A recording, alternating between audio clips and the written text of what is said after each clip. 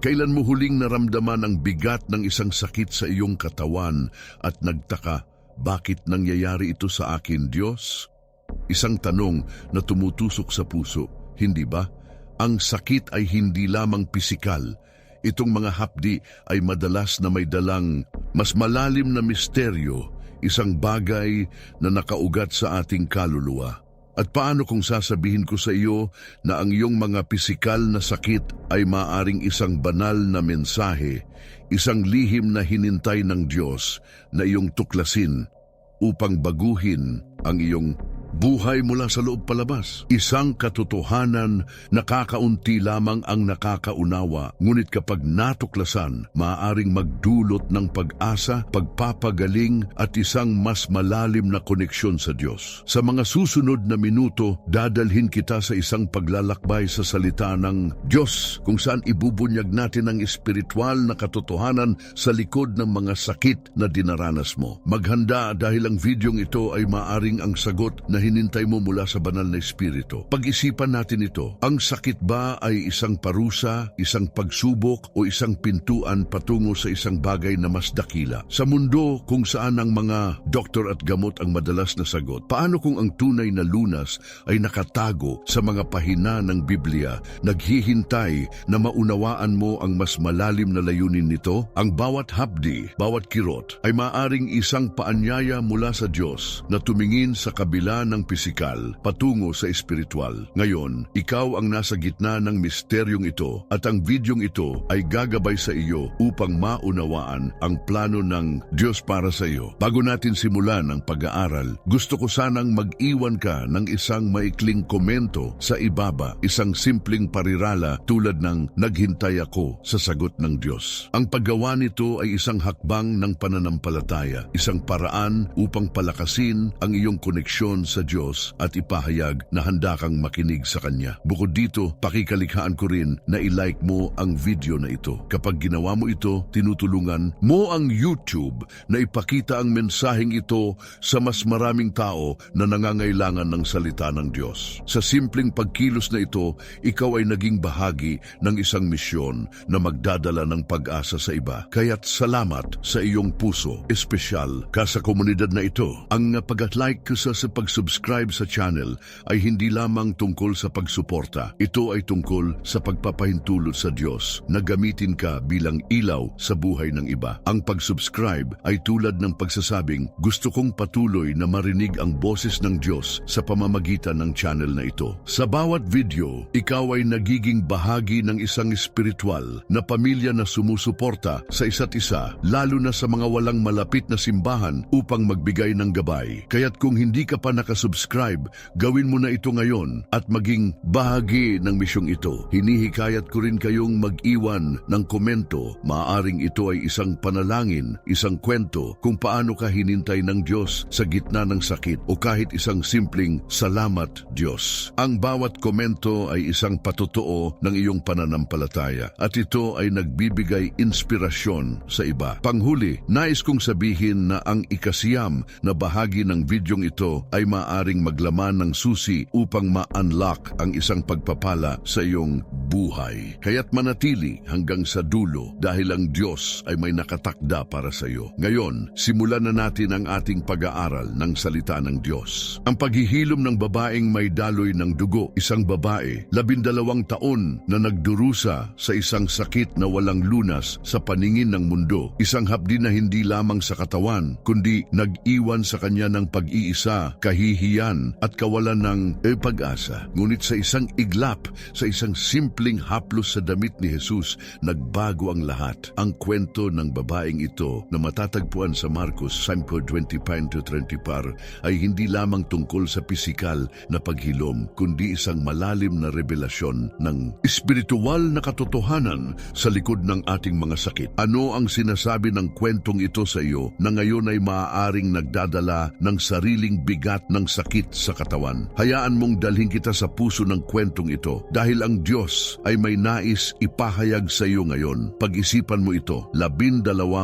taon, isang buhay na puno ng pagdurusa kung saan ang bawat araw ay isang paalala ng sakit. Ang babaeng ito ay hindi lamang dumanas ng pisikal na hapdi, siya ay itinakwil ng lipunan, itinuring na marumi ayon sa batas ng mga Hudyo at nawalan ng lahat ng kanyang yaman sa mga doktor na hindi makapagbigay ng lunas. Ngunit sa kabila ng lahat, may isang bagay na hindi nawala sa kanya, ang kanyang pananampalataya. Sa gitna ng kanyang sakit, narinig niya ang tungkol kay Jesus at isang kislap ng pag-asa ang sumibol sa kanyang puso. Hindi siya nagatubili. Hindi siya hinintay ng pagkakataon na maging perpekto. Siya ay lumakad, sumiksik sa karamihan at hinintay ang isang sandali upang hawakan ang damit ng tagapagligtas. At sa haplos na iyon, ang kanyang sakit ay nawala at ang kanyang kaluluwa ay napuno ng kapayapaan. Ngayon, isipin ang iyong sarili sa kanyang lugar. Ano ang sakit na dinadala mo ngayon? Maaaring ito ay isang hapdi sa katawan na hindi maipaliwanag ng mga doktor o isang sakit na nagpapabigat sa iyong puso araw-araw. Marahil tulad ng babaeng ito, nararamdaman mo rin ang pag-iisa, ang pakiramdam na parang walang nakakakita sa iyong laban. Ngunit narito ang katotohanan. Ang iyong sakit ay hindi isang aksidente. Hindi ito isang parusa mula sa Diyos. Tulad ng babaeng ito, ang iyong sakit ay maaaring isang paanyaya mula sa Diyos na lumapit sa Kanya, na hawakan ang Kanyang damit sa pananampalataya at tuklasin ang mas malalim na layunin na Kanyang inihanda para sa iyo. Ang kwento ng babaeng ito ay nagpapakita ng isang espiritual na prinsipyo. Ang ating mga pisikal na sakit ay madalas na konektado sa ating kaluluwa. Sa Marcos 5:34, sinabi ni Jesus sa kanya, "Anak, pinagaling ka ng iyong pananampalataya. Humayo ka sa kapayapaan at gumaling ka sa iyong sakit." Pansinin ang mga salita, pinagaling ka ng iyong pananampalataya. Ang pisikal na paghilom ay bunga ng isang espiritual na aksyon. Ang kanyang pananampalataya ay nagbukas ng pintuan para sa kapangyarihan ng Diyos. Ngunit higit pa rito, tinawag siya ni Jesus na anak. Hindi lamang siya pinagaling, siya ay ibinalik sa isang relasyon, sa isang pamilya, sa isang lugar ng pagmamahal at pagtanggap. Ang sakit na iyon na nagdulot ng 12 taon ng pagdurusa ay naging tulay upang maranasan niya ang pag-ibig ng Diyos sa isang paraan na hindi niya kailanman naramdaman noon. Paano ito nauugnay sa iyo? Ang iyong sakit, gaano man ito kabigat, ay maaring ang mismong instrumento na gagamitin ng Diyos upang dalhin ka ng mas malapit sa Kanya. Marahil ang hapdi na nararamdaman mo ay isang paalala na ang tunay na paghilom ay hindi lamang sa katawan kundi sa kaluluwa. Marahil ang Diyos ay humihiling sa iyo na magtiwala, na lumapit, na hawakan ang Kanyang damit kahit na pakiramdam mo ay hindi ka karapat-dapat. Ang babaeng ito ay hindi perpekto. Siya ay desperada. Ngunit ang kanyang desperasyon ay naging pintuan ng himala. Ano ang maaring mangyari kung gagawin mo rin ang parehong hakbang ng pananampalataya? Ngayon, pag-isipan natin ang mas malalim na bahagi nito. Ang sakit ay madalas na nagdudulot ng mga tanong, bakit ako, Diyos? Ano ang ginawa ko para maranasan ito? Ngunit ang kwento ng babaeng ito ay nagpapakita na ang sakit ay hindi palaging tungkol sa kasalanan o parusa. Minsan, ito ay tungkol sa layunin. Ang kanyang sakit ay nagbigay daan sa isang patotoo na nagbigay inspirasyon sa milyon-milyong tao sa loob ng mga siglo. Ang kanyang hapdi ay naging isang kwento ng pag-asa, isang paalala na ang Diyos ay hindi kailanman malayo, kahit na ang sakit ay nararamdaman natin araw-araw. Kaya't ikaw na nanonood ngayon, isipin ito. Paano kung ang sakit na dinaranas mo ay bahagi ng isang mas malaking plano ng Diyos? Paano kung ito ang paraan niya upang dalhin ka sa isang bagong antas ng pananampalataya, ng pagpapagaling, ng layunin? Hayaan mong maging personal ito. Isipin ang isang sandali sa iyong buhay kung kailan ang sakit ay nagpabigat sa iyo. Marahil ito ay isang sakit na nagpapanatili sa iyo sa gabi o isang hapdi na nagpaparamdam sa iyo na ikaw ay nag-iisa. Ngayon, isipin si Jesus na nakatayo sa harap mo tulad ng ginawa niya para sa babaeng ito. Ano ang sasabihin mo sa kanya? Ano ang haplos ng pananampalataya na kailangan mong gawin ngayon? Marahil ito ay isang panalangin, isang desisyon na magtiwala o isang hakbang na lumayo sa takot at papalapit sa pag-asa. Ang Diyos ay hindi malayo. Siya ay narito, naghihintay sa iyo na lumapit. Ang kwentong ito ay nagbibigay sa atin ng isang mahalagang aral. Ang pananampalataya ay ang susi sa pag-unlock ng kapangyarihan ng Diyos sa ating mga sakit. Ngunit ang pananampalataya ay hindi lamang tungkol sa paghihintay ng himala. Ito ay tungkol sa paggalaw patungo sa Diyos kahit na ang sakit ay nararamdaman. Ang babaeng ito ay hindi hinintay na dumating si Jesus sa kanya. Siya ang lumapit sa kabila ng kanyang kahinaan, sa kabila ng kanyang takot. At ang Diyos ay gumagalang sa ganoong uri ng pananampalataya. Kaya't ikaw,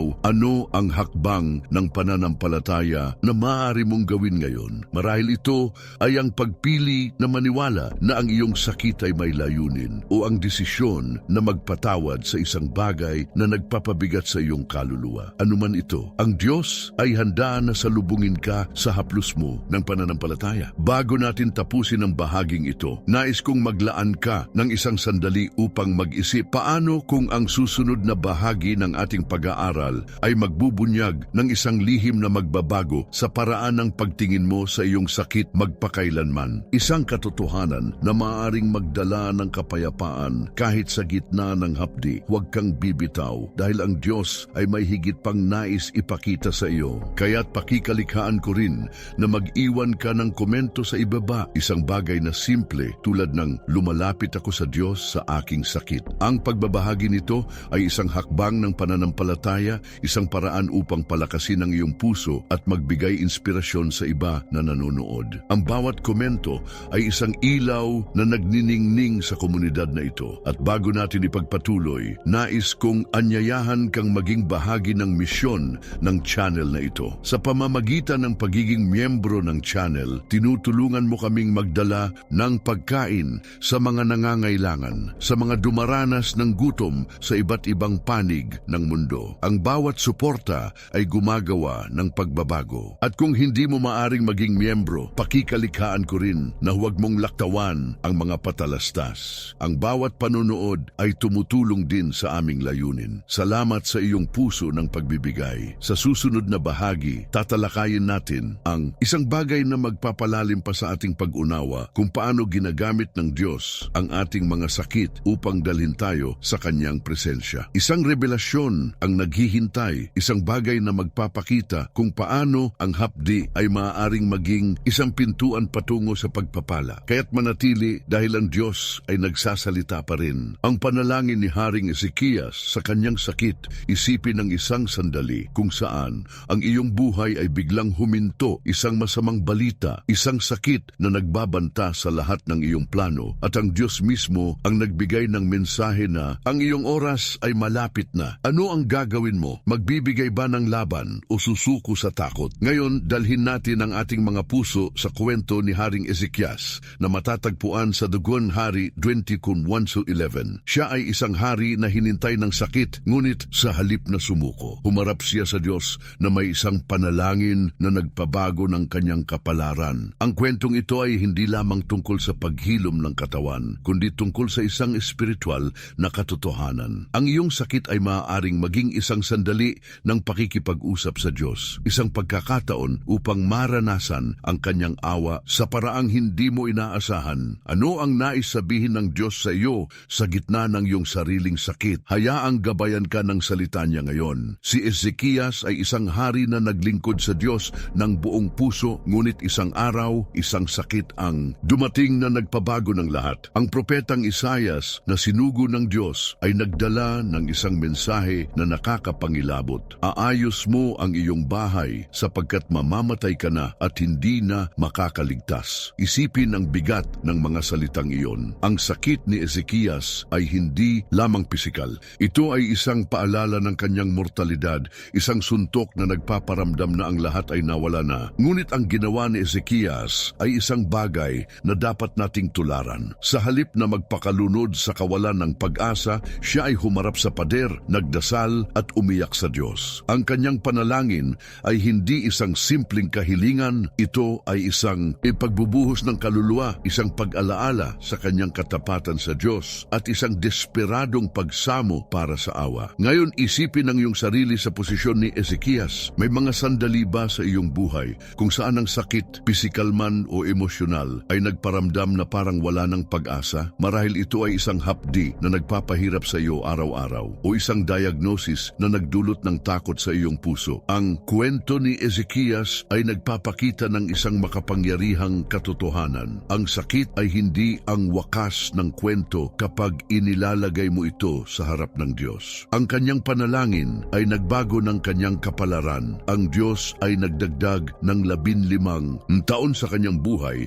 at nagbigay ng tanda ng himala sa pamamagitan ng paggalaw ng araw pabalik. Ngunit higit pa sa pisikal na paghilom, ang sandaling ito ay nagbigay daan kay Ezekias na maranasan ng Diyos sa isang mas malalim na paraan bilang isang Diyos na nakikinig, na nagmamalasakit at nagbabago ng mga plano ng tao. Paano ito nauugnay? Sa iyo na nanonood ngayon, ang iyong sakit ay maaring ang mismong sandali na hinintay ng Diyos upang makipag-usap sa iyo. Marahil ang hapdi na nararamdaman mo ay isang paanyaya na humarap sa pader tulad ni Ezekias at ibuhos ang iyong puso sa Kanya. Ang panalangin ay hindi lamang tungkol sa paghingi ng pagpapagaling. Ito ay tungkol sa paglalagay ng iyong buong sarili sa mga kamay ng Diyos. Pagtitiwala na Siya ay may plano kahit na hindi mo pa ito nakikita. Ang sakit ni Ezekias ay naging isang tulay patungo sa isang mas malalim na relasyon sa Diyos.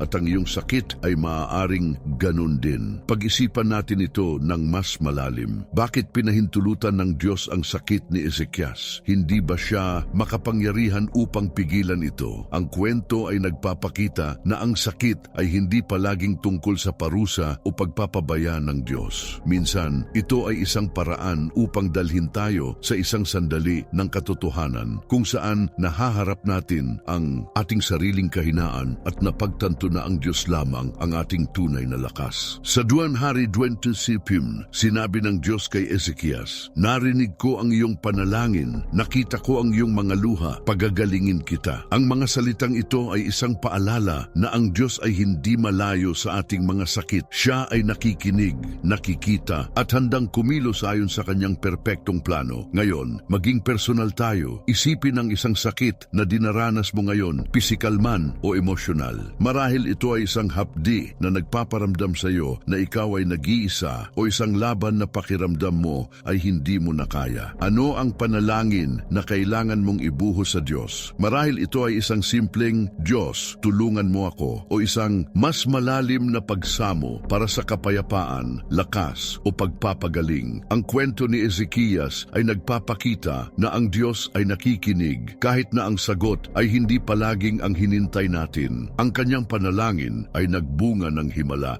ngunit higit pa rito ito ay nagbigay daan sa isang mas malalim na koneksyon sa Diyos. Ano ang maaaring gawin ng Diyos sa iyong buhay kung ilalagay mo ang iyong sakit sa kanyang mga kamay? Ang espiritual na katotohanan dito ay simple ngunit malalim. Ang sakit ay maaaring maging isang altar kung saan iniaalay natin ang ating mga sarili sa Diyos. Si Ezekias ay hindi nagdasal ng isang perpektong panalangin. Siya ay umiyak, naglupaypay at nagsalita mula sa puso. At ang Diyos ay tumugon, hindi dahil sa kanyang katayuan bilang hari, kundi dahil sa kanyang pananampalataya. Kaya't ikaw na nanonood ngayon, isipin ito. Ano ang maaaring mangyari kung gagawin mo ang parehong hakbang? Ano ang maaaring baguhin ng Diyos sa iyong buhay kung ibubuhos mo ang iyong sakit sa Kanya? Ang iyong hapdi ay maaaring ang mismong sandali na hinintay ng Diyos upang ipakita ang Kanyang kapangyarihan, ang Kanyang awa at ang Kanyang pag-ibig. Hayaan mong maging mas malalim pa ito. Ang sakit ay madalas na nagdudulot ng mga tanong, "Bakit ako dumaranas nito, Diyos? Ano ang plano mo?" Ngunit ang kwento ni Ezekias ay nagpapakita na ang Diyos ay hindi natatakot sa ating mga tanong. Siya ay naghihintay sa ating mga panalangin, sa ating mga luha, sa ating katapatan. Ang kanyang sakit ay naging isang patotoo ng kapangyarihan ng Diyos, isang kwento na nagbibigay inspirasyon sa atin ngayon. Kaya't ang iyong sakit, gaano man ito kabigat, ay maaaring maging bahagi ng isang mas malaking plano, isang plano na magdadala sa iyo ng mas malapit sa Diyos at magpapakita ng kanyang kaluwalhatian sa iba. Bago natin natin tapusin ang bahaging ito, nais kong mag-isip ka ng isang tanong na magpapabago sa paraan ng pagtingin mo sa iyong sakit. Paano kung ang hapdi na dinaranas mo ay hindi isang hadlang, kundi isang paanyaya sa isang mas malalim na paglalakbay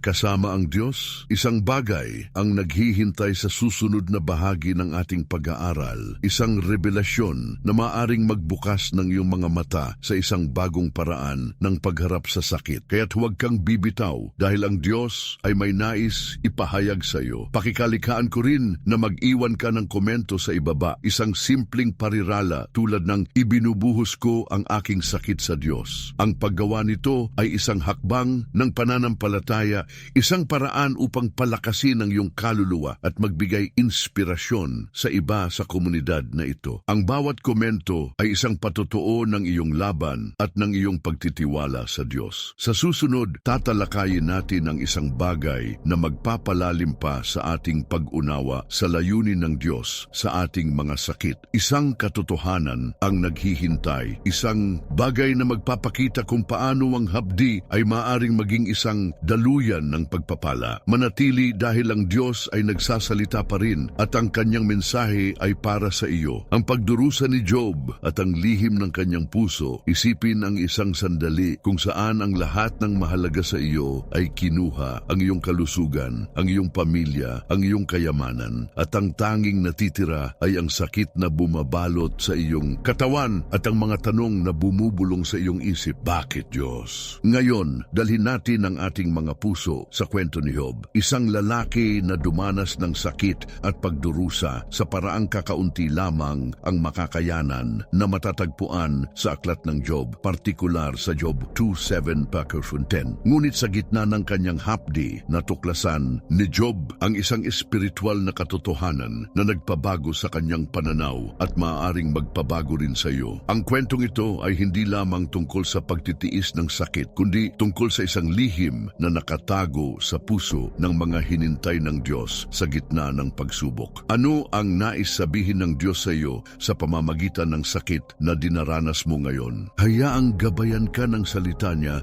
sa isang paglalakbay ng pag-asa at revelasyon. Si Job ay isang lalaki na inilarawan bilang walang kapintasan at matuwid, isang taong naglingkod sa Diyos ng buong puso. Ngunit sa isang iglap, ang kanyang buhay ay bumagsak, nawala ang kanyang mga anak, ang kanyang kayamanan at ang kanyang kalusugan. Sa Job 2:7, sinabi na si Job ay tinamaan ng masasamang sugat mula sa talampakan ng kanyang paa hanggang sa tuktok ng kanyang ulo. Ang sakit na ito ay hindi lamang pisikal, ito ay isang hapdi na nagdulot ng kahihiyan, pag-iisa at pagdududa. Ang kanyang asawa sa kanyang sariling sakit ay sinabi sa kanya, isumpa mo na ang Diyos at mamatay. Ngunit ang tugon ni Job ay isang patutuo ng kanyang pananampalataya. Tatanggapin ba natin ang mabuti mula sa Diyos at hindi tatanggapin ang masama? Sa mga salitang ito, ipinakita ni Job ang isang katotohanan na madalas nating nalilimutan. Ang sakit ay hindi palaging isang tanda ng pag-abandona ng Diyos, kundi maaring isang daluyan ng kanyang layunin. Ngayon, isipin ang iyong sarili sa posisyon ni Job. May mga sandali ba sa iyong buhay kung saan ang sakit ay nagparamdam na parang ang Diyos ay malayo? Marahil ito ay isang hapdi sa katawan na nagpapahirap sa iyo araw-araw o isang emosyonal na sakit na nagpapabigat sa iyong puso. Ang kwento ni Job ay nagpapakita ng isang mahalagang aral. Ang sakit ay maaaring maging isang pagsubok, hindi upang sirain ka, kundi upang palakasin ang iyong pananampalataya at ipakita ang kaluwalhatian ng Diyos. Sa kabila ng kanyang pagdurusa, si Job ay hindi sumuko sa Diyos. Siya ay nagtanong, umiyak at naglupaypay, ngunit hindi niya iniwan ang kanyang paniniwala na ang Diyos ay mabuti kahit na ang mga pangyayari ay hindi maunawaan. Paano ito nauugnay sa iyo na nanonood ngayon? Ang iyong sakit ay maaring isang sandali ng pagsubok, isang paanyaya mula sa Diyos na tuklasin ang lalim ng iyong pananampalataya. Marahil ang hapdi na dinaranas mo ay hindi lamang pisikal, kundi isang laban sa iyong kaluluwa, isang laban sa takot, pagdududa o galit. Ngunit tulad ni Job, ang iyong tugon sa sakit ay maaaring maging isang patutuo ng iyong pagtitiwala sa Diyos. Ang kwento ni Job ay nagpapakita na ang sakit sakit ay hindi ang buong kwento. Ito ay isang kabanata lamang at ang Diyos ang may hawak ng panulat. Ano ang maaaring gawin ng Diyos sa iyong buhay kung pipiliin mong magtiwala sa Kanya sa gitna ng iyong hapdi? Pag-isipan natin ito ng mas malalim. Bakit pinahintulutan ng Diyos ang pagdurusa ni Job? Sa Job 1:8, ipinagmalaki ng Diyos si Job sa harap ng Diablo na tinutukoy siya bilang isang tapat na lingkod. Ang sakit ni Job ay hindi isang parusa, kundi isang pagsubok na nagbigay daan sa kanyang pananampalataya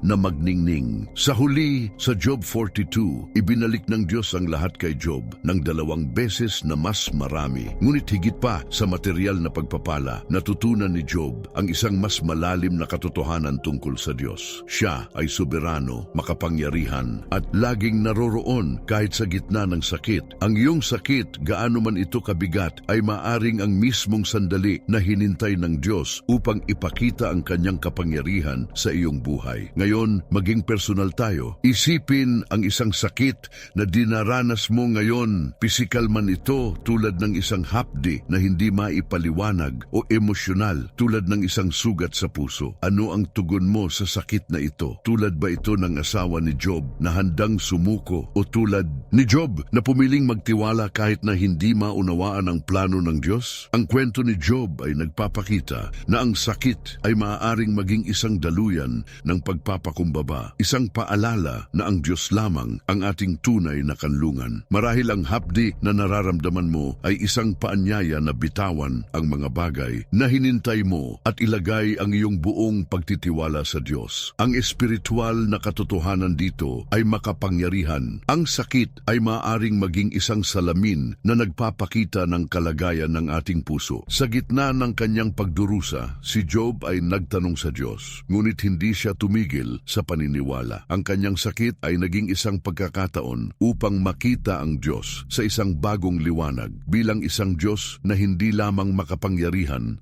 kundi malalim na nagmamalasakit. Kaya't ikaw na nanonood ngayon, isipin ito. Ano ang nais ipakita ng Diyos sa iyo sa pamamagitan ng iyong sakit? Marahil ito ay isang mas malalim na pag-asa, isang bagong layunin o isang mas matibay na pananampalataya. Ang iyong hapdi ay maaaring ang mismong sandali na hinintay ng Diyos upang baguhin ang iyong buhay. Hayaan mong maging mas malalim pa ito. Ang sakit ay madalas na nagdudulot ng pag-iisa. Ngunit sa kwento ni Job, nakita natin na kahit ang kanyang mga kaibigan ay hindi nakaunawa sa kanyang laban, ang Diyos ay laging naroroon. Sa Job 19:25, sinabi ni Job, "Alam ko na ang aking manunubos ay buhay." Kahit sa gitna ng kanyang sakit, si Job ay nagkaroon ng katiyakan na ang Diyos ang kanyang kaligtasan. Ang iyong sakit ay maaaring magparamdam na ikaw ay nag-iisa, ngunit ang Diyos ay hindi kailanman malayo. Siya ay nakikita ang iyong mga luha, naririnig ang iyong mga panalangin at handang gamitin ang iyong hapdi para sa isang mas dakilang layunin. Bago natin tapusin ang bahaging ito, nais kong mag-isip ka ng isang tanong na magpapabago sa paraan ng pagtingin mo sa iyong sakit. Paano kung ang hapdi na dinaranas mo ay hindi isang sumpa, kundi isang banal na paanyaya upang makita ang Diyos sa isang bagong liwanag? Isang lihim ang naghihintay sa susunod na bahagi ng ating pag-aaral, isang katotohanan na maaaring magbukas ng pintuan sa kapayapaan kahit sa gitna ng sakit. Kaya't huwag kang bibitaw dahil ang Diyos ay may nais ipahayag sa iyo. Pakikalikhaan ko rin na mag-iwan ka ng komento sa ibaba, isang simpleng parirala tulad ng pinipili kong magtiwala sa Diyos sa aking sakit. Ang paggawa nito ay isang hakbang ng pananampalataya, isang paraan upang palakasin ang iyong kaluluwa at magbigay inspirasyon sa iba sa ating komunidad. Ang bawat komento ay isang ilaw na nagniningning sa gitna ng kadiliman. Sa susunod, tatalakayin natin ang isang bagay na magpapalalim pa sa ating pag-unawa kung paano ginagamit ng Diyos ang ating mga sakit upang dalhin tayo sa kanyang plano. Isang revelasyon ang naghihintay, isang bagay na magpapakita kung paano ang hapdi ay maaaring maging isang tulay patungo sa pagpapala. Manatili dahil ang Diyos ay nagsasalita pa rin at ang kanyang mensahe ay para sa iyo. Ang paghihilom sa lawa ng Bethesda, isipin ang isang sandali kung saan ang sakit ay naging bahagi ng iyong pagkatao, isang hapdi na dinadala mo ng napakatagal na halos nakalimutan mo na kung ano ang pakiramdam ng maging malaya. Ngunit pagkatapos, isang araw, isang boses ang nagsalita, isang tanong ang nagpabago ng lahat. Gusto mo bang gumaling? Ngayon, dalhin natin ang ating mga puso sa kwento ng lalaking paralitiko sa lawa ng Bethesda na matatagpuan sa Juan 1:2-15. Siya ay isang lalaki na naghintay ng 38 taon sa tabi ng isang lawa, umaasa sa isang himala, ngunit natagpuan ang tunay na pagpapagaling sa isang sandali ng pakikipagtagpo kay Jesus. Ang kwentong ito ay hindi lamang tungkol sa paghilom ng katawan, kundi tungkol sa isang espiritual na katotohanan. Ang sakit ay maaaring maging isang paanyaya upang harapin ang mga tanong ng Diyos at tuklasin ang kanyang plano para sa iyo. Ano ang nais itanong ng Diyos sa iyo sa gitna ng iyong sakit ngayon? Hayaang gabayan ka ng salita niya sa isang paglalakbay ng pag-asa at pagbabago. Ang lalaking ito na 38 taon ng paralitiko ay nanirahan sa tabi ng lawa ng Bethesda, isang lugar na sinasabing may kapangyarihang magpagaling kapag ang tubig ay gumalaw. Ngunit sa kabila ng kanyang pag-asa, hindi siya kailanman nakarating sa tubig sa tamang oras. Walang tumulong sa kanya at ang kanyang sakit ay naging isang bilangguan, pisikal, emosyonal at espiritual. Isipin ang bigat ng mga taong iyon, 38 taon ng paghihintay, ng pagkabigo, ng pakiramdam na nakalimutan ng mundo. Ngunit isang araw, si Jesus ay dumating. Sa halip na dalhin siya sa tubig, tinanong niya ang lalaki, "Gusto mo bang gumaling?" Isang simpleng tanong, ngunit puno ng lalim. At nang sumagot ang lalaki na nagpapahayag ng kanyang kawalan ng tulong, sinabi ni Jesus, "Bumangon ka, buhatin mo ang iyong higaan at lumakad." Sa isang iglap, ang lalaki ay gumaling, hindi sa pamamagitan ng lawa, kundi sa pamamagitan ng kapangyarihan ng salita ng Diyos. Ngayon, isipin ang iyong sarili sa tabi ng lawa ng Bethesda. Ano ang sakit na dinadala mo na parang naging bahagi na ng iyong buhay? Marahil ito ay isang pisikal na hapdi na nagpapahirap sa iyo araw-araw, o isang emosyonal na sakit na nagpaparamdam na ikaw ay natigil, hindi makagalaw patungo sa hinintay mong hinaharap. Ang kwento ng lalaking ito ay nagpapakita ng isang makapangyarihang katotohanan. Ang Diyos ay hindi lamang nagpapagaling ng katawan, siya ay nagpapagaling ng kaluluwa sa pamamagitan ng mga tanong na nagbubukas ng ating puso. Ang tanong ni Jesus, "Gusto mo bang gumaling?" ay hindi lamang tungkol sa pisikal na kalusugan. Ito ay isang paanyaya na harapin ang mga bagay na maaring pumipigil sa atin, tulad ng takot, pagdududa o kahit ang pagtanggap sa sakit bilang bahagi ng ating pagkakakilanlan. Paano ito nauugnay sa iyo na nanonood ngayon? Ang iyong sakit ay maaaring isang lawa ng Bethesda, isang lugar kung saan ka naghihintay ng lunas, umaasa sa mga solusyon ng mundo, ngunit hindi nakikita ang Diyos na nakatayo sa harap mo, handang magsalita. Marahil ang Diyos ay nagtatanong sa iyo ngayon, "Gusto mo bang gumaling?" Ngunit ang tanong na ito ay mas malalim kaysa sa pisikal na pagpapagaling. Maaaring ito ay tungkol sa pagpapagaling ng iyong pananampalataya, ng iyong pag-asa o ng iyong relasyon sa Kanya. Ang lalaking paralitiko ay kailangang bumangon at lumakad, isang hakbang ng pananampalataya na nagpapakita ng kanyang pagtitiwala sa salita ni Jesus. Ano ang hakbang na hinintay ng Diyos mula sa iyo ngayon? Pag-isipan natin ito ng mas malalim. Bakit hinintay ng Diyos ang 38 taon bago pagalingin ng lalaking ito? Hindi ba siya makapangyarihan upang gawin ito ng mas maaga? Ang kwento sa Juan 5 ay nagpapakita na ang Diyos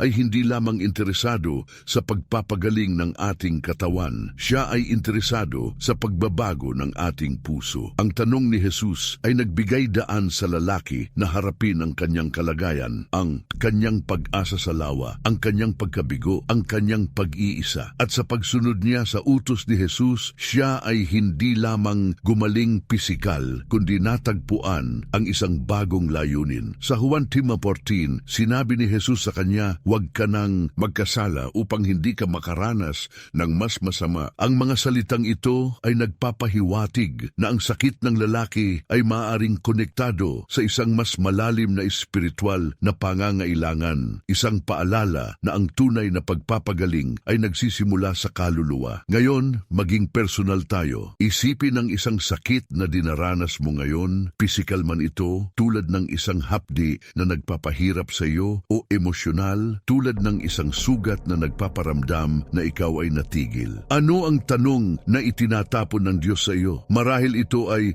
gusto mo bang gumaling o marahil ito ay handa ka bang magtiwala sa akin? Ang kwento ng lalaking paralitiko ay nagpapakita na ang Diyos ay hindi lamang nag-aalok ng pagpapagaling, siya ay nag-aalok ng pagbabago. Ang lalaki ay kailangang bumangon, isang aksyon na nagpapakita ng kanyang pananampalataya. Ano ang aksyon na hinintay ng Diyos mula sa iyo? Marahil ito ay isang panalangin, isang desisyon na bitawan ang galit o takot o isang hakbang patungo sa isang bagong direksyon na kanyang inihanda. Ang espiritual na katotohanan dito ay malalim. Ang sakit ay maaaring maging isang lawa ng Bethesda, isang lugar kung saan natin hinintay ang mga solusyon ng mundo. Ngunit ang Diyos ay nag-aalok ng isang mas dakilang sagot. Ang lalaking paralitiko ay umaasa sa lawa, ngunit ang tunay na pagpapagaling ay dumating kay Jesus. Kaya't ikaw na nanonood ngayon, isipin ito. Ano ang lawa sa iyong buhay? Marahil ito ay isang gamot, isang doktor, o kahit isang gawain na umaasa kang magdudulot ng lunas. Ngunit paano kung ang Diyos ay nakatayo sa harap mo, nag-aalok ng isang bagay na mas malalim, isang pagpapagaling na nagsisimula sa iyong kaluluwa? Ang iyong sakit ay maaring ang mismong sandali na hinintay ng Diyos upang ipakita ang kanyang kapangyarihan at pag-ibig. Hayaan mong maging mas malalim pa ito. Ang sakit ay madalas na nagdudulot ng pagkabigo, tulad ng naranasan ng lalaking paralitiko sa kanyang 38 taon ng paghihintay. Ngunit ang kwento ay nagpapakita na ang Diyos ay hindi natatakot sa ating mga pagkabigo. Siya ay handang makipagtagpo sa atin sa ating pinakamababang punto, nag-aalok ng isang tanong na nagbubukas ng pintuan sa pagbabago. Ang gusto mo bang gumaling ay hindi lamang tungkol sa pisikal na kalusugan. Ito ay tungkol sa pagpapalaya mula sa mga bagay na pumipigil sa atin, tulad ng pagtanggap sa sakit bilang bahagi ng ating pagkakakilanlan o ang takot na magbago. Ang iyong sakit, gaano man ito kabigat, ay maaaring maging isang paanyaya upang harapin ang mga tanong ng Diyos at tumanggap ng kanyang plano. Bago natin tapusin ang bahaging ito, nais kong mag-iwan ka ng isang tanong sa iyong isip na magpapabago sa paraan ng pagtingin mo sa iyong sakit. Paano kung ang hapdi na dinaranas mo ay hindi isang hadlang, kundi isang banal na paanyaya upang makipagtagpo sa Diyos sa isang bagong paraan? Isang lihim ang naghihintay sa susunod na bahagi ng ating pag-aaral, isang katotohanan na maaring magdala ng kapayapaan kahit sa gitna ng pinakamabigat na sakit. Kaya't huwag kang bibitaw dahil ang Diyos ay may nais ipahayag sa iyo. Pakikalikhaan ko rin na mag-iwan ka ng komento sa ibaba. Isang simpleng parirala tulad ng handa akong sumagot sa tanong ng Diyos. Ang paggawa nito ay isang hakbang ng pananampalataya, isang paraan upang palakasin ang iyong kaluluwa at magbigay inspirasyon sa iba sa ating komunidad. Ang bawat komento ay isang patotoo ng iyong laban at ng iyong pagtitiwala sa Diyos. Bago natin ipagpatuloy, nais kong anyayahan kang maging bahagi ng misyon ng channel na ito. Sa pamamagitan ng pagiging miyembro ng channel, tinutulungan mo kaming magdala ng damit sa mga nangangailangan, sa mga walang saplot upang protektahan sila mula sa lamig at kahihiyan. Ang bawat suporta ay gumagawa ng pagbabago. At kung hindi mo maaring maging miyembro, pakikalikhaan ko rin na huwag mong laktawan ang mga patalastas. Ang bawat panonood ay tumutulong din sa aming layunin. Salamat sa iyong puso ng pagbibigay. Sa susunod, tatalakayin natin ang isang bagay na magpapalalim pa sa ating pag-unawa, kung paano ginagamit ng Diyos ang ating mga sakit upang dalhin tayo sa kanyang presensya. Isang revelasyon ang naghihintay, isang bagay na magpapakita kung paano ang hapdi ay maaaring maging isang pintuan patungo sa pagpapala. Manatili dahil ang Diyos ay nagsasalita pa rin at ang kanyang mensahe ay para sa iyo. Ang pagpapahid kay Naaman at ang puso ng pagsunod, isipin ang isang sandali kung saan ang sakit ay hindi lamang isang hapdi sa katawan, kundi isang hadlang na nagpaparamdam sa iyo na ikaw ay malayo sa pagpapala ng Diyos. Ngunit pagkatapos, isang simpleng utos na sa una ay tila hindi makatwiran ang nagbukas ng pintuan sa pagpapagaling pagpapagaling. Ngayon, dalhin natin ang ating mga puso sa kwento ni Naaman, ang kumander ng hukbo ng Aram na matatagpuan sa 2 Hari 21:15. Siya ay isang lalaki na may kapangyarihan at prestihyo, ngunit dumanas ng ketong, isang sakit na nagdulot ng kahihiyan at pag-iisa. Ang kanyang paglalakbay tungo sa pagpapagaling ay hindi lamang tungkol sa katawan, kundi tungkol sa isang espiritual na katotohanan. Ang sakit ay maaaring maging isang paanyaya upang magpasakop sa Diyos sa mga paraang hindi natin inaasahan. Ano ang nais ituro ng Diyos sa iyo sa pamamagitan ng iyong sakit ngayon? Hayaang gabayan ka ng salita niya sa isang paglalakbay ng pagtitiwala at pagbabago. Si Naaman ay isang lalaking hinintay ng tagumpay sa larangan ng digmaan, ngunit ang kanyang ketong ay isang lihim na nagpababa sa kanyang dangal. Isang sakit sa balat na hindi lamang nagdulot ng pisikal na hapdi, kundi nag-iwan sa kanya ng stigma sa lipunan. Sa kabila ng kanyang kapangyarihan, si Naaman ay walang magawa laban sa sakit na ito. Ngunit isang batang aliping Israelita ang nagbigay ng pag-asa na nagsabi na ang propetang si Eliseo sa Israel ay maaring magpagaling sa kanya. Pumunta si Naaman, puno ng inaasahan, dala ang mga regalo at ang kanyang mataas na posisyon, umaasang makakatanggap ng isang engrandeng himala. Ngunit ang utos ni Eliseo ay simple at nakakabigla. Pumunta ka at maghugas sa ilog Jordan ng 7 beses at gagaling ang iyong katawan. Si Naaman ay nagalit. Bakit sa ilog Jordan, isang maruming ilog, at hindi sa mas malinis na ilog ng Damasco? Bakit 7 beses? Ngunit sa kanyang pagsunod, natagpuan niya ang pagpapagaling, hindi lamang sa kanyang katawan, kundi sa kanyang puso. Ngayon, isipin ang iyong sarili sa posisyon ni Naaman. Ano ang sakit na dinadala mo na parang isang hadlang sa pagpapala na hinintay mo? Marahil ito ay isang pisikal na hapdi na nagpapahirap sa iyo o isang emosyonal na sakit na nagpaparamdam na ikaw ay hindi karapat-dapat sa pag-ibig ng Diyos. Ang kwento ni Naaman ay nagpapakita ng isang makapangyarihang katotohanan. Ang Diyos ay madalas na gumagamit ng sakit upang turuan tayo ng pagsunod, upang dalhin tayo sa isang lugar ng pagpapakumbaba at pagtitiwala. Ang utos na maghugas sa ilog Jordan ay hindi tungkol sa tubig mismo, kundi tungkol sa puso ni Naaman, kung handa siyang bitawan ang kanyang pagmamataas at sundin ang plano ng Diyos. Ang iyong sakit ay maaaring ang mismong sandali na hinintay ng Diyos upang anyayahan kang magpasakop sa kanyang kalooban. Paano ito nauugnay sa iyo na nanonood ngayon? Ang iyong sakit ay maaaring isang ilog Jordan, isang bagay na sa una ay tila hindi makatwiran o mahirap tanggapin. Marahil ang Diyos ay humihiling sa iyo na gumawa ng isang hakbang ng pananampalataya, isang panalangin, isang desisyon na magpatawad, o isang pagbabago sa paraan ng pagtingin mo sa iyong hapdi. Tulad ni Naaman, maaaring may mga sandali kung saan ang plano ng Diyos ay hindi tumutugma sa iyong inaasahan.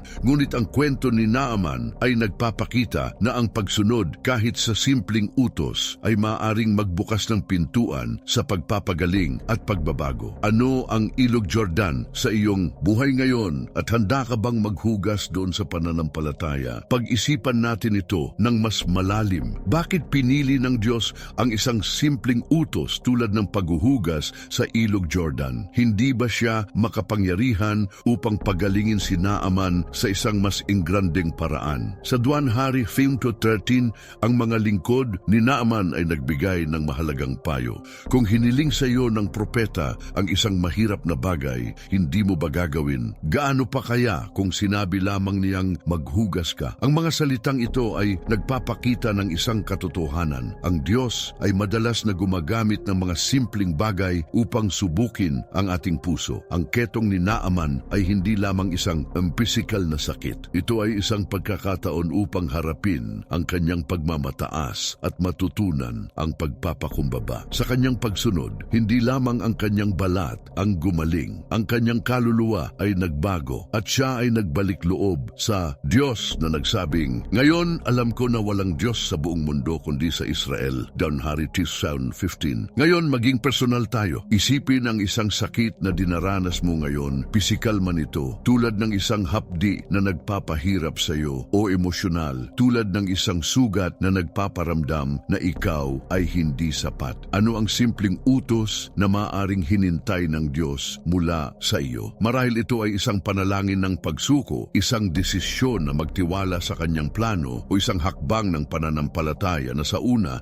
ay tila hindi makatwiran. Ang kwento ni Naaman ay nagpapakita na ang Diyos ay hindi laging nag-aalok ng mga solusyong enggrande. Minsan, siya ay nag-aalok ng mga simpleng utos na nagdudulot ng malalim na pagbabago. Ano ang maaaring gawin ng Diyos sa iyong buhay kung susundin mo ang kanyang plano kahit na ito ay hindi tumutugma sa iyong inaasahan? Ang espiritual na katotohanan dito ay makapangyarihan. Ang sakit ay maaaring maging isang daluyan ng pagpapakumbaba, isang paanyaya upang bitawan ang ating pagmamataas at magpasakop sa Diyos. Si Naaman ay kailangang maghugas 7 beses, isang bilang na sumisimbolo sa pagiging kumpleto sa Biblia. Ang kanyang pagsunod ay hindi lamang nagpagaling sa kanyang katawan. Ito ay nagdala sa kanya sa isang mas malalim na relasyon sa Diyos. Kaya't ikaw na nanonood ngayon, isipin ito. Ano ang 7 paghuhugas na hinintay ng Diyos mula sa iyo? Marahil ito ay isang paulit-ulit na panalangin, isang pang-araw-araw na desisyon na magtiwala o isang proseso ng pagpapagaling na nangangailangan ng tiyaga. Ang iyong sakit ay maaaring ang mismong sandali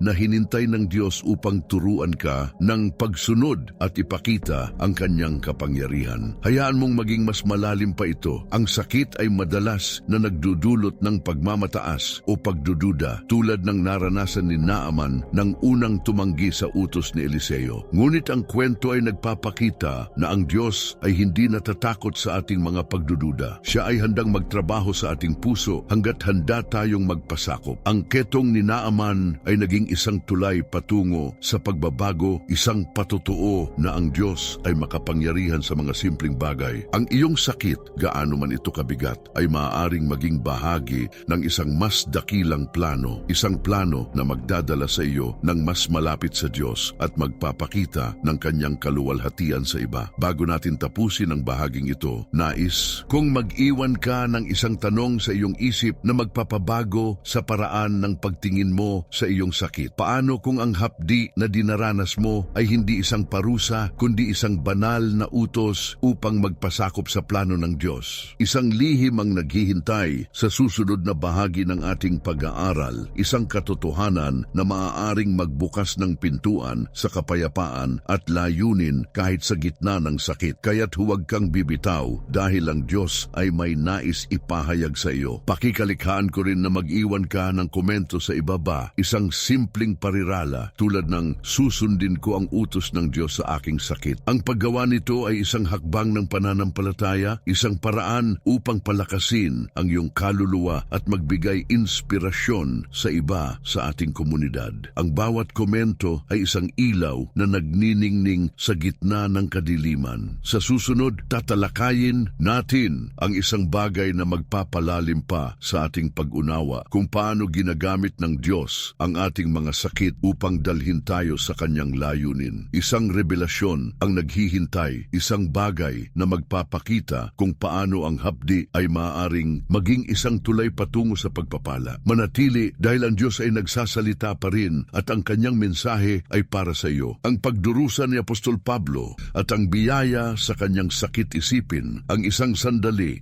kung saan ang sakit ay hindi lamang isang hapdi sa katawan, kundi isang paulit-ulit na paalala ng iyong kahinaan. Isang bagay na hinintay mong alisin ng Diyos. Ngunit sa halip sinabi niya, sapat na ang aking biyaya para sa iyo. Ano ang gagawin mo kapag ang sagot ng Diyos ay hindi pagpapagaling, kundi isang mas malalim na layunin? Ngayon, dalhin natin ang ating mga puso sa kwento ni Apostol Pablo, partikular sa kanyang karanasan sa tinik sa laman na matatagpuan sa 2 Korinto 2:17-10. Ang kwentong ito ay hindi tungkol sa isang himalang pagpapagaling, kundi tungkol sa isang espiritual na katotohanan. Ang sakit ay maaaring maging isang daluyan ng biyaya ng Diyos na nagpapakita ng kanyang lakas sa ating kahinaan. Ano ang nais ipakita ng Diyos sa iyo sa pamamagitan ng iyong sakit ngayon? Hayaang gabayan ka ng salita niya sa isang paglalakbay ng pagtitiwala at pag-asa. Si Pablo, isang apostol na hinintay ng Diyos upang ipalakas laganap ang mabuting balita ay dumanas ng isang tinik sa laman, isang sakit o pagsubok na hindi niya kailanman lubusang inilarawan. Ang ilang mga scholar ay nagsasabi na ito ay maaaring isang pisikal na sakit tulad ng problema sa paningin o isang talamak na hapdi. Ang iba ay nagsasabi na ito ay maaaring isang espiritual o emosyonal na laban. Anuman ito, ang tinik na ito ay sapat na malubha upang dalhin si Pablo sa kanyang mga tuhod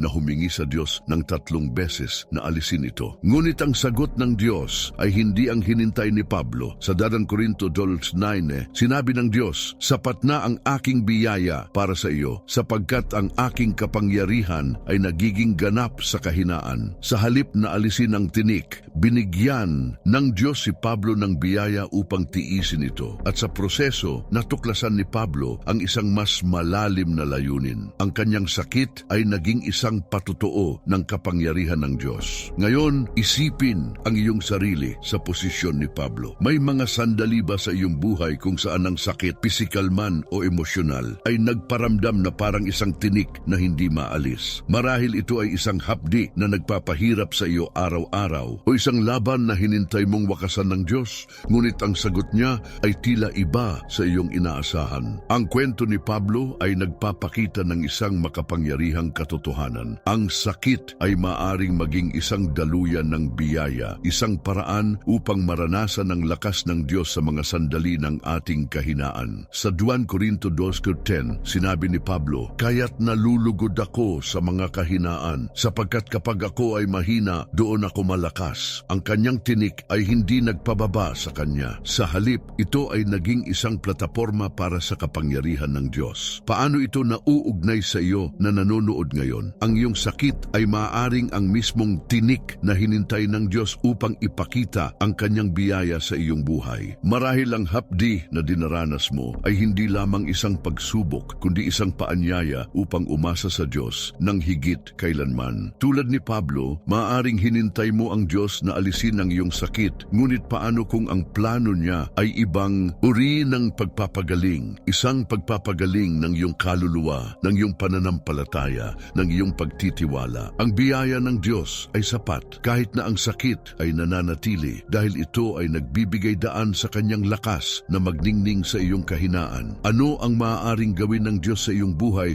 kung tatanggapin mo ang kanyang biyaya sa gitna ng iyong hapdi? Pag-isipan natin ito ng mas malalim. Bakit pinahintulutan ng Diyos ang tinik sa laman ni Pablo? Sa 2 Corinto 12:7, sinabi ni Pablo na ang tinik ay ibinigay upang hindi ako magmalaki dahil sa mga revelasyong natanggap niya. Ang sakit ni Pablo ay hindi isang parusa, kundi isang paraan upang panatilihin siyang mapagkumbaba at umaasa sa Diyos. Nangangahulugan ito na ang sakit ay maaaring magkaroon ng layunin na hindi natin agad nakikita, isang layunin na nagdudulot sa atin ng mas malapit sa Diyos at nagpapakita ng kanyang kaluwalhatian sa iba. Ang tinik ni Pablo ay naging isang patutuo na ang Diyos ay gumagawa sa ating kahinaan, hindi sa ating lakas. Ang iyong sakit, gaano man ito kabigat, ay maaaring maging isang daluyan ng biyaya, isang sandali kung saan ang kapangyarihan ng Diyos ay nagiging maliwanag sa iyong buhay. Ngayon, maging personal tayo. Isipin ang isang sakit na dinaranas mo. Ngayon, pisikal man ito, tulad ng isang hapdi na nagpapahirap sa iyo, o emosyonal, tulad ng isang laban na nagpaparamdam na ikaw ay mahina. Ano ang tinik sa iyong laman? At higit sa lahat, paano mo tinutugunan ang sakit na ito? Tulad ba ito ng unang tugon ni Pablo na humingi sa Diyos na alisin ito, o handa ka na bang tanggapin ang kanyang biyaya kahit na ang sagot ay iba sa iyong inaasahan? Ang kwento ni Pablo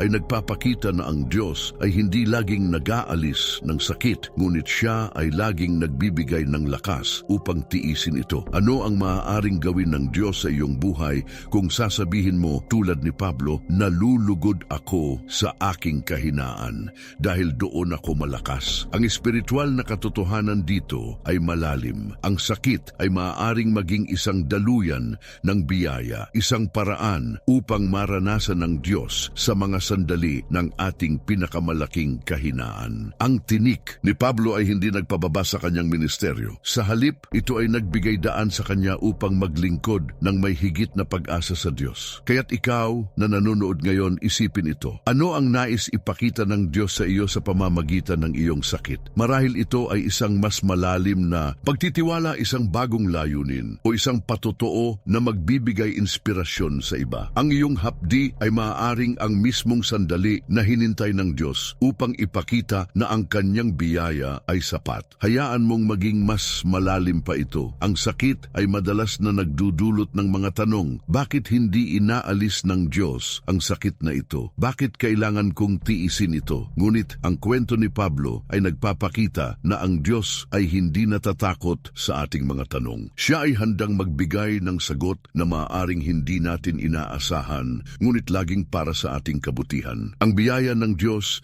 ay hindi lamang tungkol sa pag-aalis ng sakit, kundi tungkol sa pagbibigay ng lakas upang mabuhay ng may layunin sa gitna nito. Ang tinik ni Pablo ay naging isang patotoo na ang Diyos ay gumagawa sa ating kahinaan at ang iyong sakit ay maaaring maging isang katulad na patotoo. Bago natin tapusin ang bahaging ito, nais kong mag-iwan ka ng isang tanong sa iyong isip na magpapabago sa paraan ng pagtingin mo sa iyong sakit. Paano kung ang hapdi na dinaranas mo ay hindi isang hadlang, kundi isang banal na daluyan upang maranasan ang biyaya ng Diyos? Isang lihim ang naghihintay sa susunod na bahagi ng ating pag-aaral. Isang katotohanan na maaaring magdala ng kapayapaan at lakas kahit sa gitna ng pinakamabigat na sakit. Kaya't huwag kang bibitaw dahil ang Diyos ay may nais ipahayag sa iyo. Pakikalikhaan ko rin na mag-iwan ka ng komento sa ibaba. Isang simpleng parirala tulad ng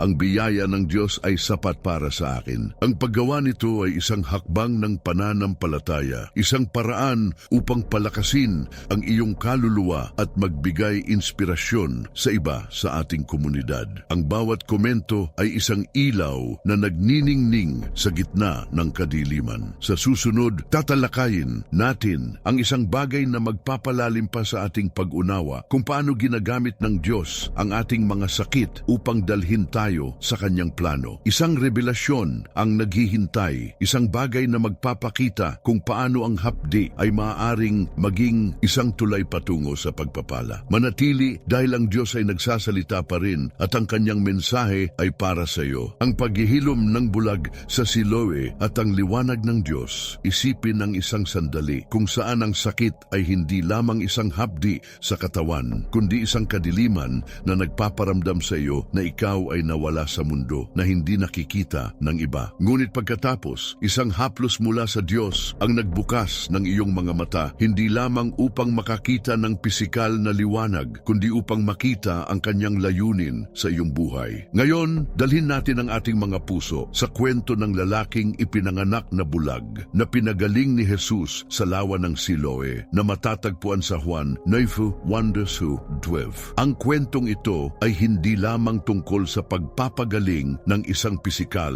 na kapansanan, kundi tungkol sa isang espiritual na katotohanan. Ang sakit ay maaaring maging isang daluyan upang maipakita ang kaluwalhatian ng Diyos na nagdadala ng liwanag sa gitna ng kadiliman. Ano ang nais ilawan ng Diyos sa iyong buhay sa pamamagitan ng iyong sakit ngayon? Hayaang gabayan ka ng salita niya sa isang paglalakbay ng pag-asa at revelasyon. Ang lalaking ito na ipinanganak na bulag ay dumanas ng isang sakit na hindi lamang naglimita sa kanyang pisikal na kakayahan, kundi nagdala rin ng stigma at pag-iisa. Sa panahon noon, ang mga kapansanan tulad ng pagkabulag ay madalas na itinuring bilang tanda ng kasalanan, kaya't ang lalaking ito ay nabuhay sa anino ng paghatol mula sa lipunan. Ngunit isang araw, si Jesus at ang kanyang mga alagad ay dumaan at ang mga alagad ay nagtanong, Rabi, sino ang nagkasala, ang lalaking ito o ang kanyang mga magulang, kaya't siya ay ipinanganak na bulag? Ang sagot ni Jesus ay nagpabago ng lahat. Hindi nagkasala ang lalaking ito o ang kanyang mga magulang, ngunit ito ay nangyari upang maipakita ang mga gawa ng Diyos sa kanya. Juan 9:3. Pagkatapos, gumawa si Jesus ng putik mula sa lupa at laway, ipinahid ito sa mga mata ng lalaki at sinabihan siyang maghugas sa lawa ng Siloe. Nang sumunod ang lalaki, ang kanyang mga mata ay bumukas at ang kadiliman na kanyang kinagisnan ay napalitan ng ng liwanag. Ngayon, isipin ng iyong sarili sa posisyon ng lalaking bulag.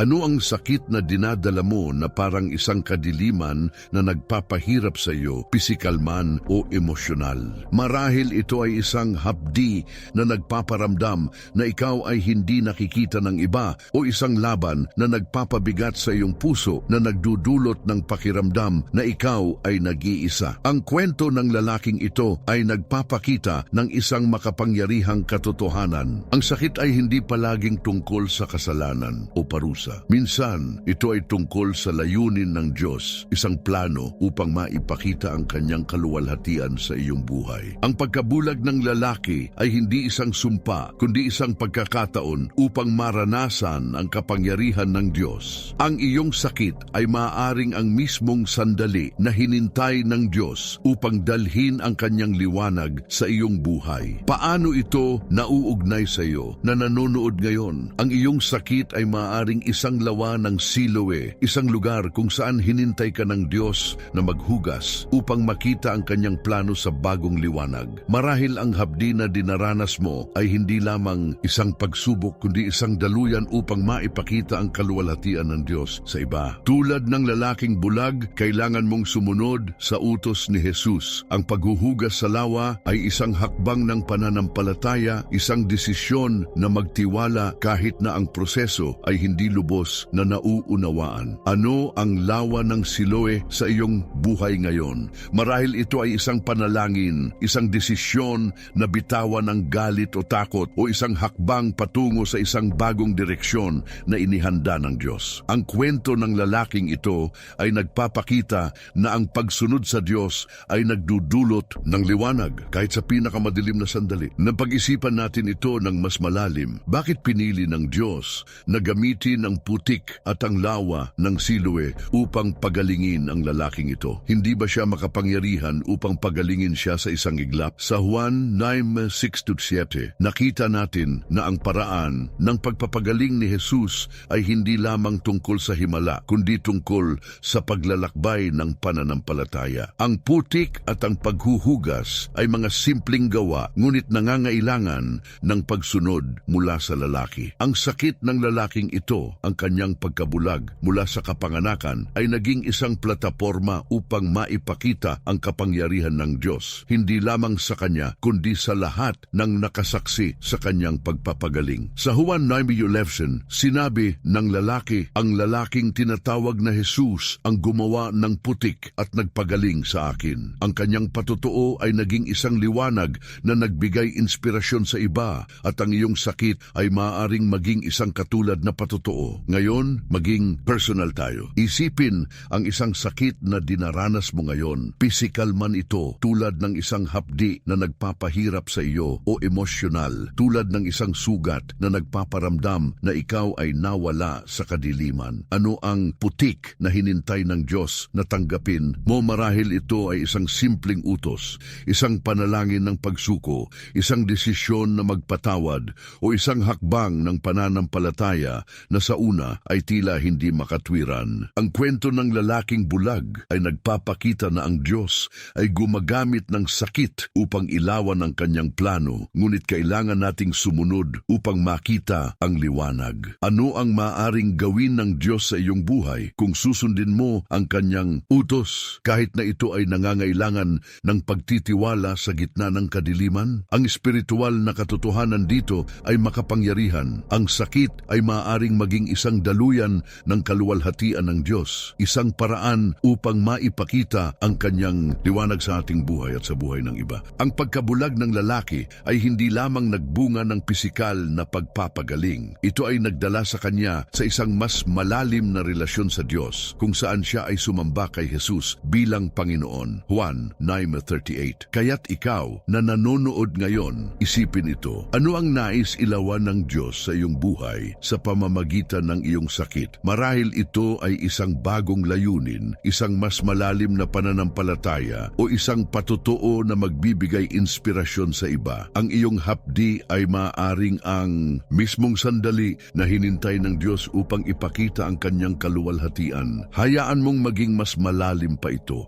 Ang sakit ay madalas na nagdudulot ng mga tanong. Bakit ako dumaranas nito? Ano ang kasalanan ko? Ngunit ang sagot ni Jesus sa mga alagad ay isang paalala na ang sakit ay hindi palaging tungkol sa kasalanan. Minsan ito ay tungkol sa plano ng Diyos, isang plano na mas malaki kaysa sa ating nauunawaan. Ang pagkabulag ng lalaki ay naging isang pagkakataon upang maipakita ang mga gawa ng Diyos, at ang iyong sakit ay maaaring maging isang katulad na pagkakataon. Ang Diyos ay hindi natatakot sa ating kadiliman. Siya ay handang magdala ng liwanag hanggat handa tayong maghugas sa lawa ng kanyang kalooban. Bago natin tapusin ang bahaging ito, nais kong mag-iwan ka ng isang tanong sa iyong isip na magpapabago sa paraan ng pagtingin mo sa iyong sakit. Paano kung ang hapdi na dinaranas mo ay hindi isang kadiliman, kundi isang banal na pagkakataon upang makita ang liwanag ng Diyos? Isang lihim ang naghihintay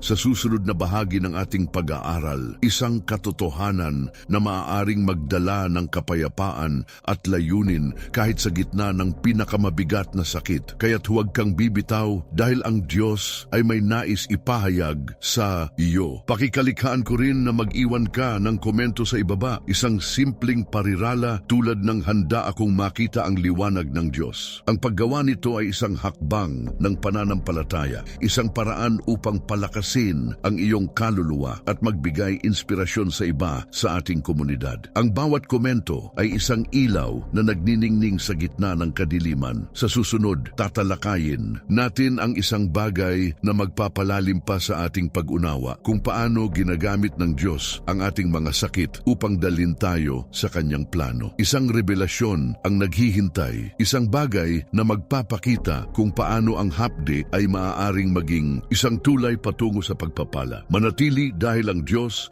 ay nagsasalita pa rin at ang kanyang mensahe ay para sa iyo. Ang pagpapagaling ng 10 kitongin at ang puso ng pasasalamat, isipin ng isang sandali kung saan ang sakit ay nag-iwan sa iyo ng hindi lamang pisikal na hapdi, kundi isang pakiramdam ng pagkakahiwalay mula sa mundo na parang ang buhay mismo ay tumalikod sa iyo. Ngunit pagkatapos, isang himala ang nangyari at ang tanong ay, paano mo tutugunan ang biyayang ito? Ngayon dalhin natin ang ating mga puso sa kwento ng 10 kitongin na pinagaling ni Jesus na matatagpuan sa Lucas 11:19. Ang kwentong ito ay hindi lamang tungkol sa pagpapagaling ng isang pisikal na sakit, kundi tungkol sa isang espiritual na katotohanan. Ang sakit ay maaaring maging isang paanyaya upang tuklasin ang kapangyarihan ng pasasalamat na nagdudulot ng mas malalim na pagpapagaling sa kaluluwa. Ano ang nais ituro ng Diyos sa iyo sa pamamagitan ng iyong sakit at paano mo siya pasasalamatan ngayon? Hayaang gabayan ka ng salita niya sa isang paglalakbay ng pag-asa at pagbabago. Ang 10 kitongin ay mga lalaking dumanas ng isang sakit na hindi lamang nagdulot ng pisikal na pagdurusa, kundi nag-iwan sa kanila ng pagkakahiwalay mula sa lipunan. Ang ketong sa panahon noon ay itinuring na isang sumpa, isang sakit na nagpapahiwalay sa mga biktima nito mula sa pamilya, kaibigan at komunidad. Ang mga lalaking ito ay nabuhay sa labas ng bayan, sumisigaw mula sa malayo upang humingi ng awa. Ngunit isang araw, habang naglalakbay si Jesus patungong Jerusalem, narinig niya ang kanilang sigaw. Sa Lucas 15:14, sinabi ni Jesus, "Pumunta ang kayo at magpakita sa mga pari." Habang sila ay sumunod, isang himala ang nangyari. Ang kanilang ketong ay nawala at ang kanilang katawan ay gumaling. Ngunit ang kwento ay hindi nagtapos doon. Isang lalaki lamang ang bumalik kay Jesus na puno ng pasasalamat, na nagpupuri sa Diyos at nagpatira pa sa kanyang paanan. Sinabi ni Jesus sa kanya, "Bumangon ka at humayo, pinagaling ka ng iyong pananampalataya." Lucas 17:19. Ang pasasalamat ng lalaking ito ay nagdala sa kanya ng higit pa sa pisikal na pagpapagaling. Ito ay nagpagaling sa kanyang kaluluwa. Ngayon, isipin ang iyong sarili sa posisyon ng mga kitongin. Ano ang sakit na dinadala mo na parang nagpapahiwalay sa iyo mula sa buhay na hinintay mo? Marahil ito ay isang pisikal na hapdi na nagpapahirap sa iyo araw-araw, o isang emosyonal na sakit na nagpaparamdam na ikaw ay nag-iisa na malayo sa pag-ibig at pag-aalaga ng iba. Ang kwento ng 10 kitongin ay nagpapakita ng isang makapangyarihang katotohanan. Ang sakit ay maaaring maging isang pagkakataon upang maranasan ang awa ng Diyos, ngunit ang pasasalamat ay ang susi upang ma-unlock ang mas malalim na pagpapagaling. Ang isang lalaki lamang ang bumalik kay Jesus at ang kanyang pasasalamat ay nagbigay daan sa isang mas malalim na koneksyon sa Diyos. Ang iyong sakit ay maaaring ang mismong sandali na hinintay ng Diyos upang anyayahan kang magpasalamat kahit sa gitna ng hapdi. Paano ito nauugnay sa iyo na nanonood ngayon? Ang iyong sakit ay maaaring isang sigaw mula sa malayo tulad ng ginawa ng mga ketongin, isang panalangin para sa awa ng Diyos. Ngunit kapag dumating ang sagot ng Diyos, maging ito ay pisikal na pagpapagaling, lakas upang tiisin o kapayapaan sa kaluluwa, paano mo siya pasasalamatan? Ang kwento ng 10 ketongin ay nagpapakita na ang pasasalamat ay hindi lamang isang tugon sa himala. Ito ay isang hakbang ng pananampalataya na nagbubukas ng pintuan sa mas malalim na pagpapala. Ang isang lalaki lamang ang bumalik at ang kanyang pasasalamat ay nagdala sa kanya ng isang pagpapagaling na higit pa sa katawan. Ang kanyang kaluluwa ay naging buo. Ano ang maaaring gawin ng Diyos sa iyong buhay kung pipiliin mong magpasalamat? Kahit na ang sakit ay nananatili, pag-isipan natin ito ng mas malalim. Bakit isang lalaki lamang ang bumalik kay Jesus? Sa Lucas 17:7, tinanong ni Jesus, hindi ba 10 ang pinagaling? Nasaan ang 9? Ang tanong na ito ay isang paalala na ang pasasalamat ay hindi automatiko. Ito ay isang desisyon ng puso. Ang 9 na ketongin ay natanggap ang pisikal na pagpapagaling. Ngunit ang isang lalaki lamang ang natanggap ang buong pagpapala ng Diyos dahil sa kanyang pasasalamat. Ang sakit ng mga ketongin ay naging isang pagkakataon upang maranasan ang awa ng Diyos. Ngunit ang pasasalamat ng isang lalaki ay nagbigay daan sa kanya upang makita ang Diyos sa isang mas malalim na paraan. Ang iyong sakit, gaano man ito kabigat, ay maaaring maging isang daluyan ng pasasalamat. Isang sandali kung saan ang iyong puso ay nagpupuri sa Diyos kahit sa gitna ng hapdi. Ngayon, maging personal tayo. Isipin ang isang sakit na dinaranas mo. Ngayon, pisikal man ito. Tulad ng isang hapdi na nagpapahirap sa iyo o emosyonal. Tulad ng isang sugat na nagpaparamdam na ikaw ay nag-iisa. Ano ang maaari mong pasalamatan sa Diyos kahit sa gitna ng sakit na ito? Marahil ito ay ang lakas na ibinigay niya sa iyo upang magpatuloy, ang mga tao na sumusuporta sa iyo o ang kanyang presensya na nararamdaman mo kahit sa pinakamabigat na sandali. Ang kwento ng 10 ketongin ay nagpapakita na ang pasasalamat ay nagbabago ng pananaw. Ito ay nagdadala ng liwanag sa kadiliman ng sakit. Ano ang maaaring gawin ng Diyos sa iyong buhay kung pipiliin mong bumalik sa Kanya tulad ng isang ketongin na puno ng pasasalamat? Ang espiritual na katotohanan dito ay makapangyarihan. Ang sakit ay maaaring maging isang paanyaya upang magpasalamat, isang paraan upang maranasan ng Diyos sa mga sandali ng ating pinakamalaking pangangailangan. Ang pasasalamat ng isang ketongin ay hindi lamang nagbigay pugay kay Jesus. Ito ay nagbunga ng isang mas malalim na pagpapagaling, isang pagpapala na nagpabago sa kanyang kaluluwa. Kaya't ikaw na nanonood ngayon, isipin ito. Ano ang nais ituro ng Diyos sa iyo sa pamamagitan ng iyong sakit? Marahil ito ay ang kapangyarihan ng pasasalamat, isang bagong pananaw na nagbibigay daan sa iyo upang makita ang kanyang awa kahit sa gitna ng hapdi. Ang iyong sakit ay maaaring ang mismong sandali na hinintay ng Diyos upang turuan ka ng pasasalamat at ipakita ang kanyang pag-ibig. Hayaan mong maging mas malalim pa ito. Ang sakit ay madalas na nagdudulot ng pag-iisa tulad ng naranasan ng mga ketongin na nabuhay sa labas ng komunidad. Ngunit ang kwento ay nagpapakita na ang Diyos ay hindi kailanman malayo sa ating mga sigaw. Ang pasasalamat ng isang ketongin ay naging isang tulay patungo sa isang mas malalim na relasyon kay Jesus. At ang iyong pasasalamat ay maaaring gawin ang parehong bagay. Ang Diyos ay handang makipagtagpo sa iyo sa iyong sakit. Ngunit ang pasasalamat ay nagbubukas ng pintuan sa kanyang presensya. Ang iyong hapdi ay maaaring maging isang altar kung saan nag-aalay ka ng papuri, isang sandali kung saan ang iyong puso ay nagpupuri sa Diyos kahit na ang mga pangyayari ay mahirap. Bago natin tapusin ang bahaging ito, nais kong mag-iwan ka ng isang tanong sa iyong isip isip na magpapabago sa paraan ng pagtingin mo sa iyong sakit? Paano kung ang hapdi na dinaranas mo ay hindi isang hadlang, kundi isang banal na paanyaya upang magpasalamat at maranasan ng mas malalim na pagpapala ng Diyos? Isang lihim ang naghihintay sa susunod na bahagi ng ating pag-aaral, isang katotohanan na maaaring magdala ng kapayapaan at layunin kahit sa gitna ng pinakamabigat na sakit. Kaya't huwag kang bibitaw dahil ang Diyos ay may nais ipahayag sa iyo. Pakikalikhaan ko rin na mag-iwan ka ng komento sa ibaba. Isang simpleng parirala tulad ng pinipili kong magpasalamat sa Diyos sa aking sakit. Ang paggawa nito ay isang hakbang ng pananampalataya, isang paraan upang palakasin ang iyong kaluluwa at magbigay inspirasyon sa iba sa ating komunidad.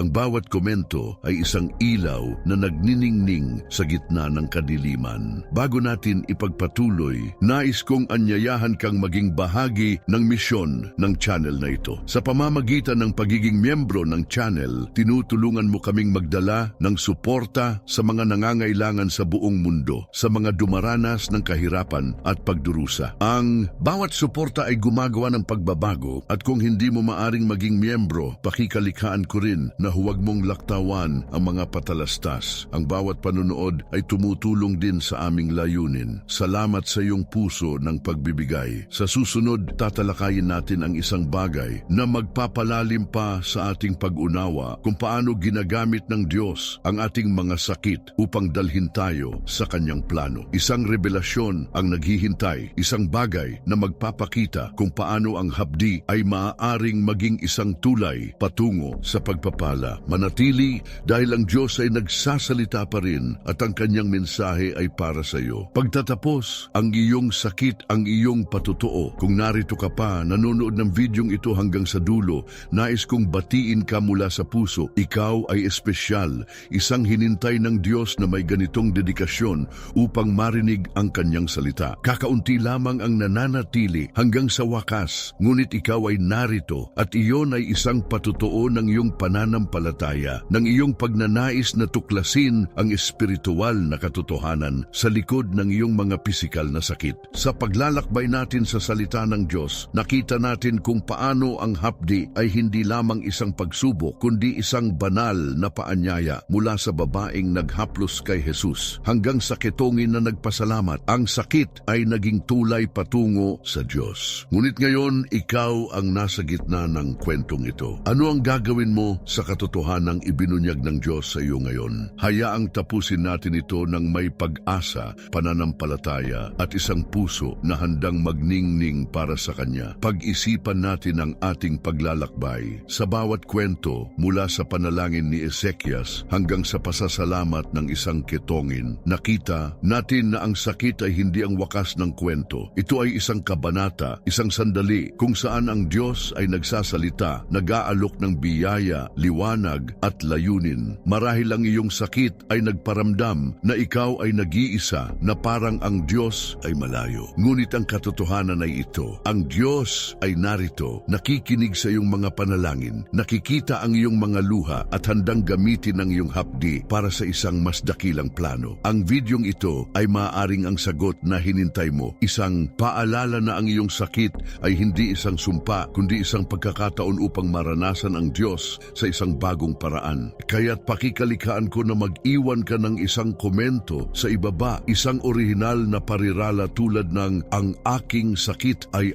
aking patotoo." Hayaan mong makita ko ang mga hinintay na nanatili hanggang sa dulo dahil ang iyong pananampalataya ay nagbibigay inspirasyon sa akin at sa buong komunidad na ito. Ngayon, nais kong hikayatin kang ibahagi ang videong ito sa isang tao na nangangailangan nito. Isipin ang isang kaibigan, isang miyembro ng pamilya o kahit isang estranghero na dumaranas ng sakit, pisikal man o emosyonal. Ang pagbabahagi ng videong ito ay tulad ng pag-aabot ng isang sulo ng pag-asa, isang ilaw na maaaring magbigay liwanag sa kanilang kadiliman. Ang bawat pagbabahagi ay isang binhi na itinanim para sa kaluwalhatian ng Diyos, isang paraan upang ipalaganap ang salita niya sa mga puso na naghihintay ng sagot. At habang ibinabahagi mo ito, pakikalikhaan ko rin na i-like at mag-subscribe sa channel. Kung hindi ka pa nakasubscribe, isipin ito. Ang bawat video ay isang pagkakataon upang mapanatili ang apoy ng iyong pananampalataya, isang gabay na espiritual para sa mga sandali kung kailan ang buhay ay mahirap. Kung hindi ka pa bahagi ng komunidad na ito, pakikalikhaan ko na sumali ka na. Ngunit kung ikaw ay nakasubscribe na, ipagmalaki mo ito. Ikaw ay bahagi ng isang pamilya na nagtutulungan upang dalhin ang pag-asa sa mga nangangailangan, lalo na sa mga walang malapit na simbahan upang magbigay ng suporta. Ang pag-subscribe ay higit pa sa isang pindutan. Ito ay isang pangako na patuloy na makinig sa Diyos, na manatiling konektado sa Kanyang salita. Isipin ang isang mundo kung saan ang bawat isa sa atin ay nagbabahagi ng mga mensaheng tulad nito. Ang mga puso ay magbabago, ang mga kaluluwa ay makakahanap ng kapayapaan, at ang mga sakit ay magiging mga patotoo ng kapangyarihan ng Diyos. Kung hindi ka pa nakasubscribe, pakikalikhaan ko na gawin mo ito ngayon dahil ang bawat hakbang ng pananampalataya ay gumagawa ng pagbabago. At para sa mga nakasubscribe na, salamat, ikaw ay isang ilaw sa misyon ng channel na ito na tumutulong sa mga nangangailangan sa buong mundo sa pamamagitan ng iyong suporta. Bago natin tapusin, nais kong maglaan ka ng ilang minuto upang manatili sa katahimikan, pakikinig sa musika ng videong ito. Hayaang ang mga himig ay magdala sa iyo sa isang sandali ng pagsamba kung saan maaari kang magpasalamat sa Diyos para sa araw na ito, para sa Kanyang presensya at para sa layunin na Kanyang inihanda sa iyong sakit. Huwag i-pause ang video. Hayaang ang koneksyong espiritual na ito ay magpatuloy dahil ang Diyos ay nagsasalita pa rin sa iyong puso. Ang iyong sakit ay hindi ang katapusan. Ito ay ang simula ng isang patotoo na magpapabago sa iyong buhay at sa buhay ng iba. Kaya't manatili, magpasalamat at hayaang ang Diyos ang magtapos ng kwentong ito.